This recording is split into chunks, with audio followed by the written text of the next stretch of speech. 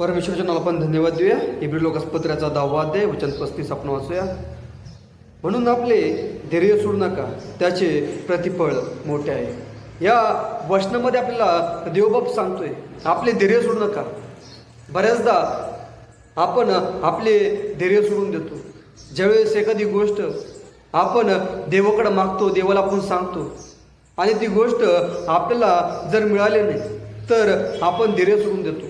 पण आपण विश्वास ठेवून त्याच्याकडे जर मागत जर राहिलो, त्याला प्रार्थनेद्वारे आपण सांगत जर राहिलो, ज्या गोष्टीसाठी देवाकडे आपण मागतोय, देवाला आपण सांगतोय, त्यावेळेस देव आपले सर्व मार्ग मोकळे करतो. देव आपल्याबरोबर आणि आपल्या संगती असतो. म्हणून आपल्याला खचून जायचं नाही, आपल्याला आपलं धैर्य सोडायचं नाही. कारण देव आपली प्रार्थना, आपली विनवणी तो ऐकत असतो. म्हणून आपल्याला आपला विश्वास तो कमी होऊ द्यायचा नाही. आपल्याला आपल्या विश्वासामध्ये भक्कम व्हायचंय, आपल्या विश्वासामध्ये आपल्याला टिकून राहायचंय.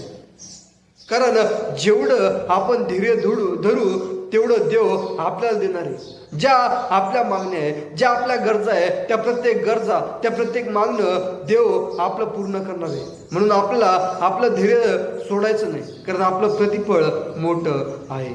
देवबाप या वचनावर आपल्याला आशीर्वाद पाठवो.